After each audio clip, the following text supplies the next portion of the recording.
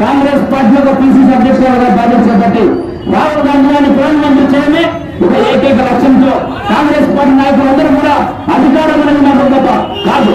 ఈ ప్రజల సేవ చేయడమే కాంగ్రెస్ పార్టీ యొక్క లక్ష్యం.